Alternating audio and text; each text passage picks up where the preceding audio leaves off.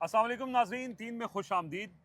कुछ दिनों से इस्लामाबाद मरकज़ निगाह रहा है। ख़बरें सारी सियासत पूरी इस्लामाबाद के इर्द गिर्द घूम रही है, लेकिन अब मामला लाहौर शिफ्ट होने वाला है, क्योंकि परसों यानी बरोज़ हफ्ता 21 सितंबर को तहरीक इंसाफ मीनार पाकिस्तान के ऊपर बड़ा जलसा करने जा रही है। और इमरान खान ने इस हवाले से एक आज भी उसके ऊपर जो है वो पैगाम दिया है। आज उन्होंने साफ़ियों से भी गुफ्तगू की है। लेकिन ये जो जलसा है, इसकी तैयारियां कैसे होंगी, क्या ये होगा भी या नहीं होगा, क्योंकि अभी तक जो है वो कन्फ्यूजन है।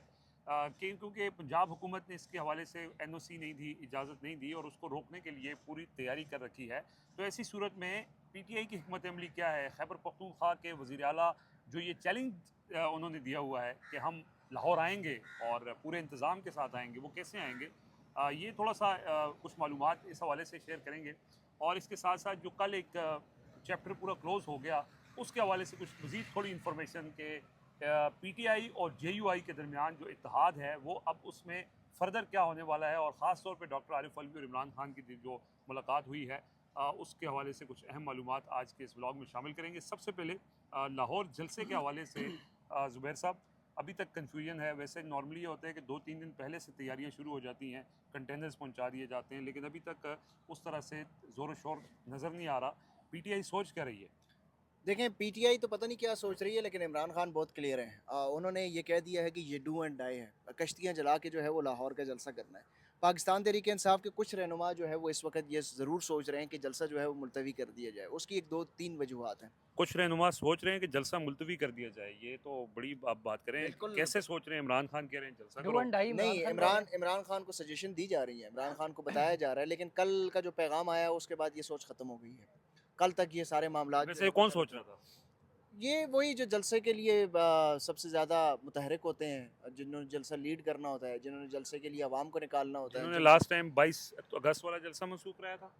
नहीं, ये पीटीआई के अंदर से हो रहा है। अब मेरे पास ये इन्फॉर्मेशन नहीं है कि उनको कहीं एस्टैब्लिशमेंट की माँ पर ठीक है, वो ये कह रहे हैं या वो खुद से ये चाहते हैं, ठीक है। क्योंकि जो 2-3 रीज़न्स हैं वो मैं बता दूँ कि वो क्या कह रहे हैं। एक सही तो है। वो ये कह रहे हैं कि मौजूदा जो सूरत-ए-हाल है माज़रत जो मौजूदा सूरत-ए-हाल में जो आइनी तरमीम का मामला हो चुका है और जिस तरीके से इस वक़्त सुबकी है गवर्नमेंट को, इस सूरत-ए-हाल में तसादम की तरफ हम बजाय बढ़ने के इस फ़तह को मज़ीद जो है वो प्रोलॉन्ग करें सही है। और ये जलसा जो है वो हफ़्ता द 10 दिन बाद कर लिया जाए। मतलब एक एक बड़ी रीज़न फतह है, उसके दौरान ब्रेक ले ली जाए। ब्रेक ले ली जाए। एक ये कहा जा रहा है। दूसरा जो है वो ये कह रहे हैं कि तसादम का ख़दशा है और एनओसी हमें मिलेगा नहीं। खैबर पख्तूनख्वा से बड़ी तादाद में लोग आएँगे, पंजाब से लोग आएँगे, पंजाब के रास्ते बंद किए जाएँगे। खैबर पख्तूनख्वा के काफ़िले जो हैं वो अटक पुल क्रॉस नहीं कर सकेंगे, मोटरवे से वो पंजाब में दाखिल नहीं हो सकेंगे। तो इस सूरत में झड़पें हो सकती हैं।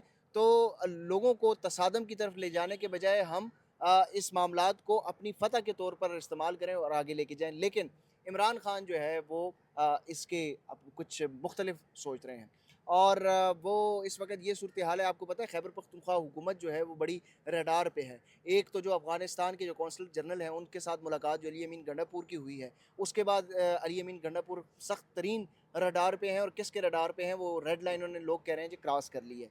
एक तो वो वजह है, जिसके बाद जो है वो गवर्नर राज और हुकूमत के ख़िलाफ़ जो है वो महाज़ आरआई भी खड़ी की जा रही है और बहुत सारे लोग जो हैं ये कह रहे हैं कि गवर्नर राज भी लगाया जा सकता है अगर ज़रूरत पड़ी तो।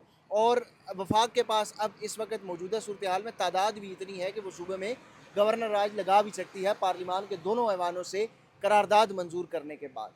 तो ये भी एक वजह है जहाँ पर ये सोच पाई जा रही है कि इस सूरत हाल में मज़ीद चीज़ों को एस्केलेट करने के बजाय हम अब दरमियानी रास्ता इख्तियार करते हुए चीज़ें अपनी तरफ जो हैं वो मोड़ने की कोशिश करें। लेकिन इमरान खान ने ये वाज़ेह कर दिया है, अगर हुकूमत जाती है, अगर गवर्नर राज लगता है तो बेशक लगे, हुकूमत जाती है तो बेशक चली जाए। हमने लाहौर जलसा करना है, ये हमारे लिए डू एंड डाई है, हम बिल्कुल भी पीछे कश्तियाँ नहीं जलाने की हटेंगे। उन्होंने बात उन्होंने की कह है। दिया और आज उनकी बड़ी अहम गुफ्तगू सामने आई है। उमर साहब, अडयाला जेल में इमरान खान की गुफ्तगू के हवाले से नाजरीन को आगाह करें कि क्या उनसे सवाल किए गए और उसके ऊपर क्या उनका जवाब है और वो सोच क्या रहे हैं, ये कश्तियाँ जलाने वाला मामला क्या है? अच्छा, मेरे कुल है पड़ा। आज से लाओ जी, लाओ। अच्छा, मेरी थोड़ा साढ़े को दो तबीयत जी। ना आहिस्ता बोलूँगा, आपको पता है मुझे बुखार है। अल्लाह आपको सेहत दे जी। तो अब ये जो पहले मैं ना जो ज़ुबैर भाई नज़र बात, लग गई है आपको, नहीं कल नहीं नज़र नहीं कमेंट लग ऐसे गई, आए हैं। वायरस लग गया। जो ज़ुबैर भाई बात कर रहे थे ना, आपको याद होगा कि हमने ना एक ख़बर की थी कि जिसमें खैबर पख्तूनख्वा की असम्बली के हवाले से बताया गया था कि खैबर पख्तूनख्वा असम्बली का इजलास आप रहने दें, हम आपको लाहौर के जलसे की प्रॉपर तरीके से, जैसे जी। इस्लामाबाद की, जिस तरह से इस्लामाबाद की मैं मेंशन कर रहा हूँ, जी, जिस जी। तरह से जिस तरह एनओसी की आड़ में जो कुछ भी हुआ, तो वो एक मिल जाएगी और आप अपना जलसा कर लीजिएगा। तो उस पर ये कुछ डेट्स आगे पीछे हो रही थी, कुछ 6-7 दिन का फ़र्क था। तो इमरान खान को जब कहा गया तो इमरान खान ने कहा यार 3-4 दिन बाद भी हो जाए तो कोई मसला नहीं है। लेकिन फिर मीनवाइल में इमरान खान ज़ाहिर बात है एक इन्फॉर्मेशन पर इक्तफ़ा नहीं करते, उनको कहीं और से इन्फॉर्मेशन आई कि भाई मामला जो है ना वो दूसरा है, ये लाहौर वाला जलसा किसी सूरत नहीं होने देंगे। तो उसके बाद फिर उनका बड़ा वाज़ेह स्टांस आया और पाकिस्तान तहरीक इंसाफ की जो क़यादत है वो इस टाइम जलसों पर लगी हुई है। ज़ुबैर भाई की बात बिल्कुल ठीक है कि वो उसमें कुछ लोग हैं जो अभी भी ये कह रहे हैं कि ये जलसा थोड़ा सा मुलतवी कर दें, बाद में कर लिया जाए। लेकिन जो पीटीआई का डाई हार्ड फ़ैन है वो इस टाइम लाहौर के जलसे को देख रहा है और लाहौर के जलसे के लिए तैयारी कर रहा है। आपने गुज़श्ता रात एक वीडियो भी देखी थी, लिबर्टी मार्केट में बाकायदा अनाउंसमेंट्स हो रही थी।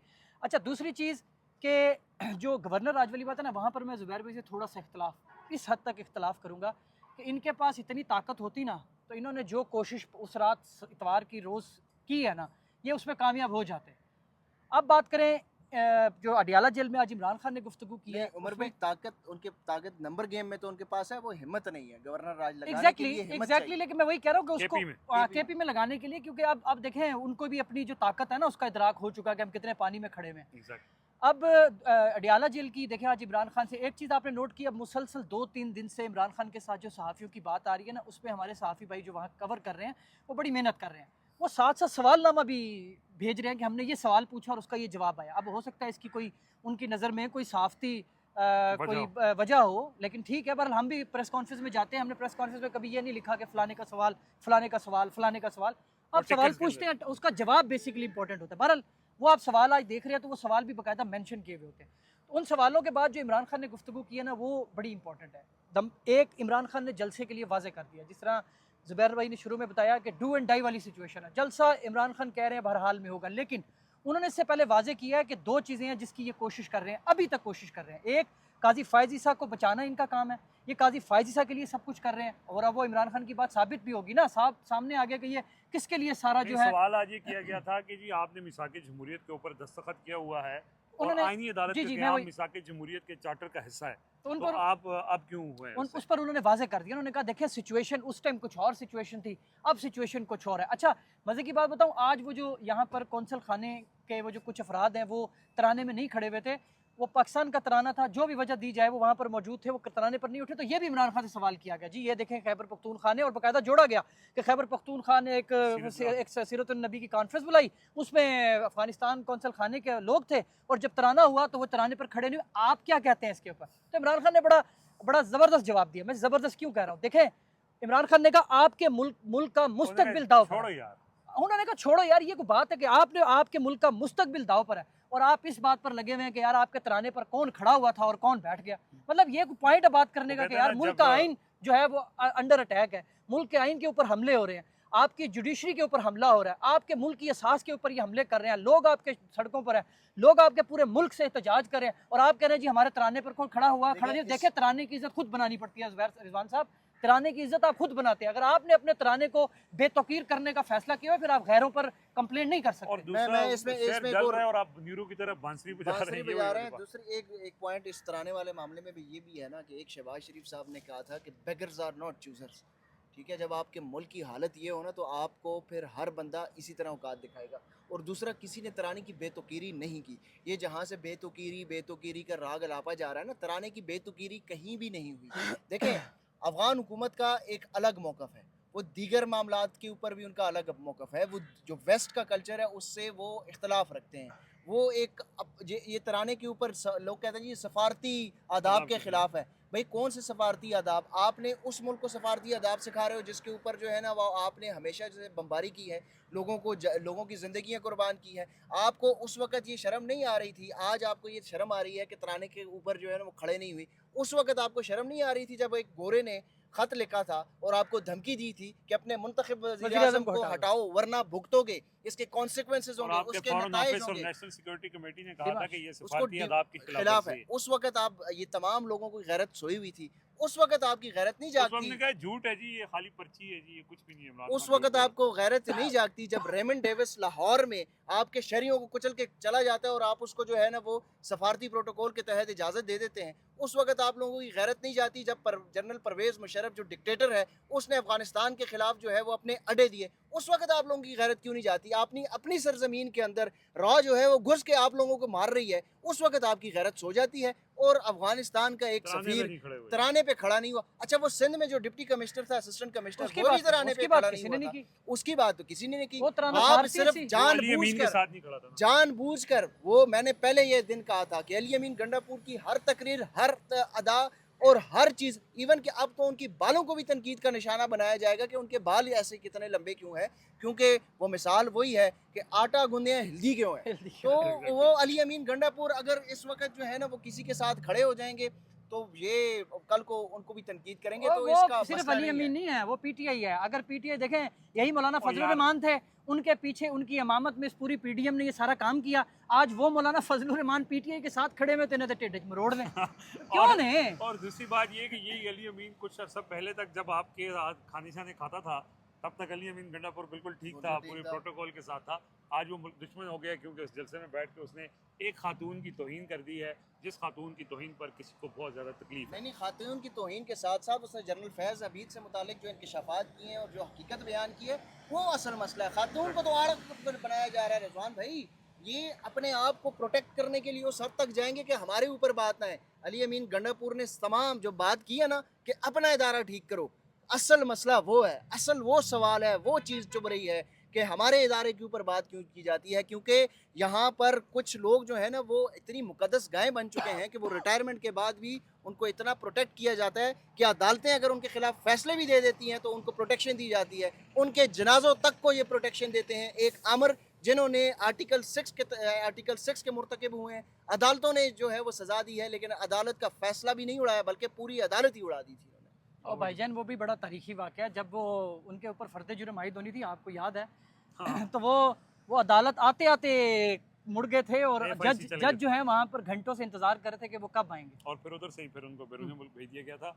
अच्छा, मियाँ साहब को भी भेजा गया था। खैर, ये जो बात थोड़ी सी वो बीच में ड्रैग हो जाती है। जो आज जलसे के हवाले से आपने सुना है, अब थोड़ा सा जो कल गुज़श्ता रोज़ वाक़यात हुए हैं उसके तनाज़ुर में बात करते हैं कि PTI और मौलाना फजलुर रहमान ने आईनी तरमीम तो रोक दी है और जो दूसरी कोशिश है वो भी कामयाब होती नज़र नहीं आ रही, और उसके लिए पूरे सॉलिड आर्गूमेंट्स हमने लिए हैं जो पिछले दोनों वीलॉग्स में मौजूद हैं। अब बात ये है कि आगे क्या होने जा रहा है। आगे ये जा रहा है कि जो डॉक्टर आरिफ अलवी और मौलाना फजलुर रहमान के दरमियान जो मुलाकात हुई है वो मुलाकात टर्निंग पॉइंट थी। कल भी हमने इसके ऊपर बात की थी, लेकिन उससे कुछ मज़ीद मालूमात हमारे तक पहुंची हैं। वो ये हैं कि मौलाना फजलुर रहमान जो है वो डॉक्टर आरिफ अलवी की उनके साथ जो 2 नशिस्तें हुई हैं और तफसीली नशिस्तें हुई हैं उसके अंदर उनकी जो एक अंडरस्टैंडिंग डेवलप हो गई है, और मौलाना फजलुर रहमान ने अपने करीबी हलकों के अंदर बैठ कर, ये ज़राए ने हमें, बड़े मुस्तनद ज़राए ने ये बताया है कि वो बड़े उनकी बातों से मुतासर हुए हैं, डॉक्टर आरिफ अलवी की बातों से।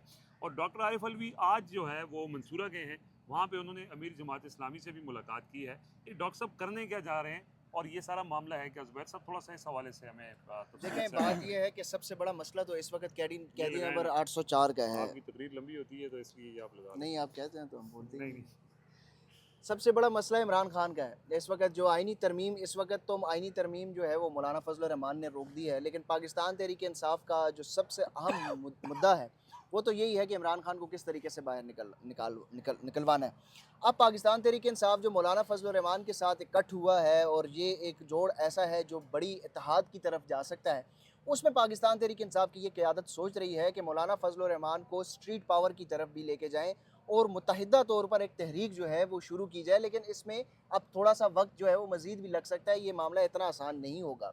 और उसका जो बुनियादी मामला है वो इमरान खान की रिहाई है और दबाव डालना है कि इमरान खान को रिहा किया जाए, अदालतों से ये रिलीफ लेना है। और क्योंकि अब इस वक्त इमरान खान को तो रिलीफ मिल नहीं रहा, क्योंकि आपको याद होगा कि नवाज शरीफ जो अडयाला जेल में थे जब कोट लखपत में थे, तो उनको बाहर निकालवाने में भी मौलाना फजलुर रहमान का एक बहुत बड़ा रोल था। मैं यहाँ पे थोड़ी सी बात ऐड कर दूँ, क्योंकि JUI के हलकों से जो बात सामने आ रही है ना, वो ये समझते हैं कि हमने उस वक्त जो मदद नवाज शरीफ की थी, पीपल्स पार्टी की थी, उनको मुश्किल से निकाला था।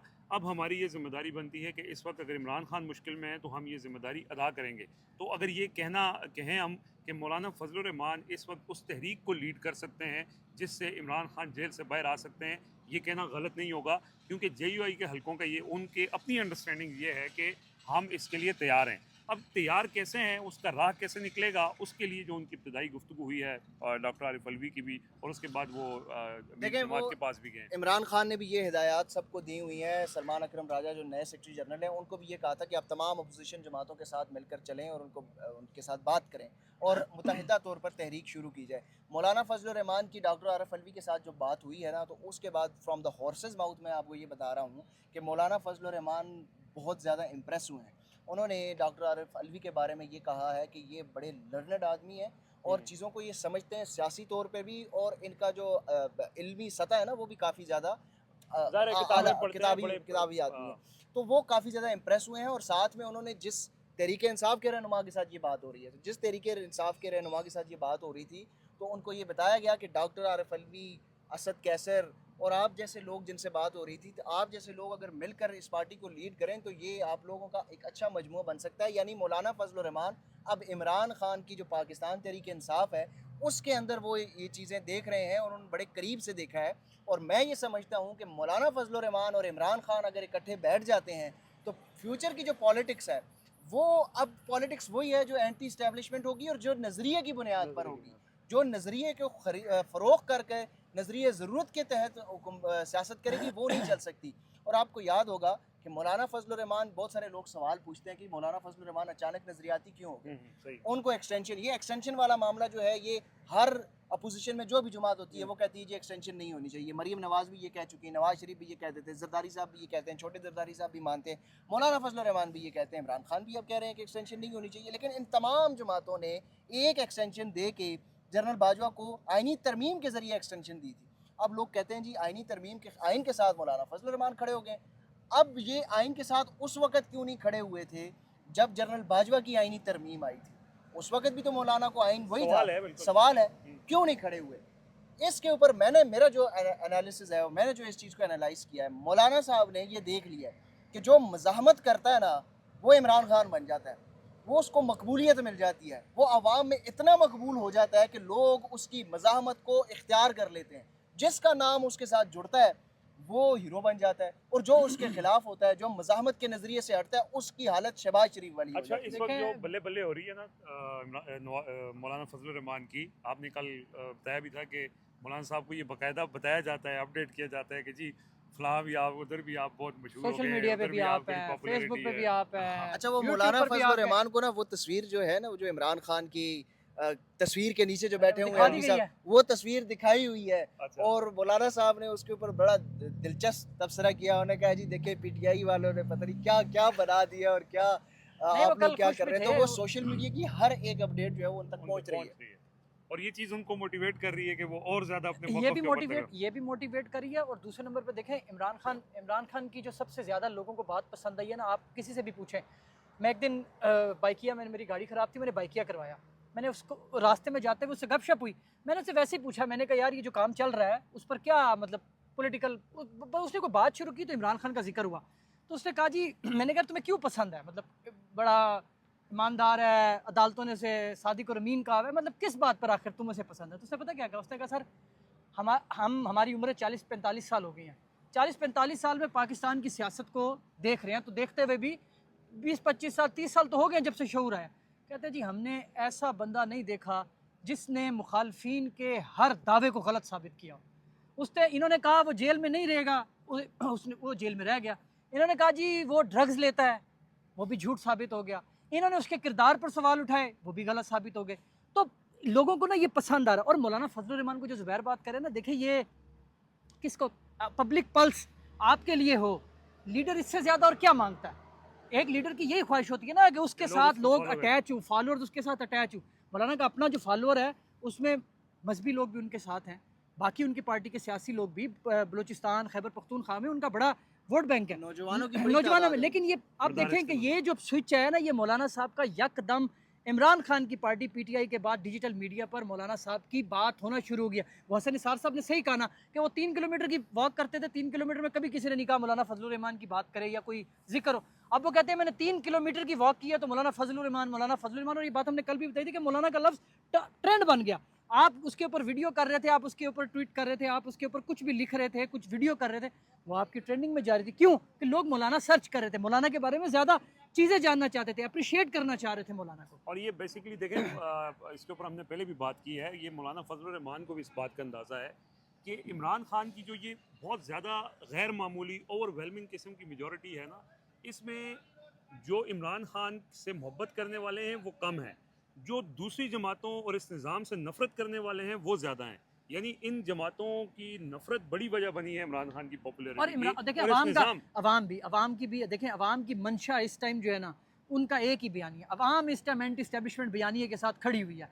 अब एंटी इस्टेब्लिशमेंट पे मौलाना आएंगे या जरदारी आएगा, लोग उन्हें आहिस्ता आहिस्ता एक्सेप्ट करेंगे। लेकिन अगर वो वही बातें मुंह से एंटी इस्टेब्लिशमेंट और पीछे से ये वारदातें डालेंगे तो लोग पागल नहीं है, और- लोगों को शऊर आ चुका और है देखें भाईजान। जो आप वारदात यहाँ पर खड़े हैं ना, यहाँ से 10-15 लोगों से जाके सर्वे कर लें, आपको पता चल जाएगा लोग आपसे ज़्यादा नॉलेज रखते हैं, इन्फॉर्मेशन रखते हैं। बिल्कुल ऐसा ही है।